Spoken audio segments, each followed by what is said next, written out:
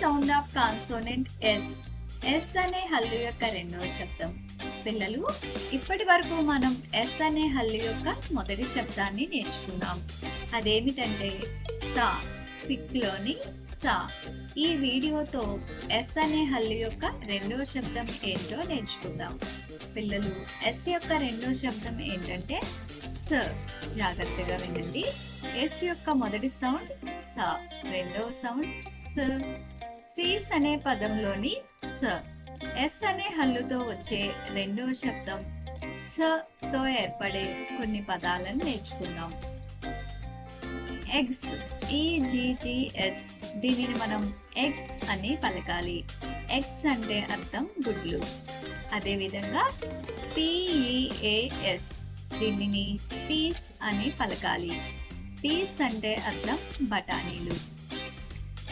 అలాగే ఆర్ఓఎస్సి. ఈ పదంలో ఎస్ యొక్క రెండవ శబ్దం ఉపయోగించడం జరిగింది.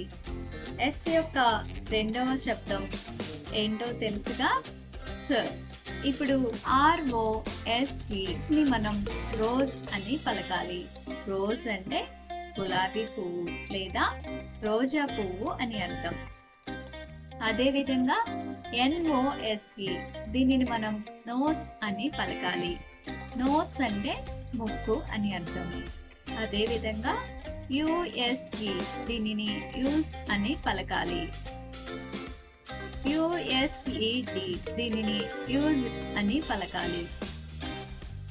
యుఎస్ఈఆర్. దీనిని యూజర్ అని పలకాలి. పిల్లలు, ఈ వీడియోలో మనం ఎస్ యొక్క రెండో శబ్దాన్ని నేర్చుకుందాం. ఎస్ యొక్క రెండో శబ్దం ఏమిటంటే స. ఎస్ అనే హల్లు యొక్క మొదటి శబ్దం సా. రెండో శబ్దం ఏంటంటే స. సీస్ పదంలోని స. పదండి, ఈ వీడియో మరొకసారి చూసి ఎస్ యొక్క రెండు శబ్దాలను నేర్చుకుందాం.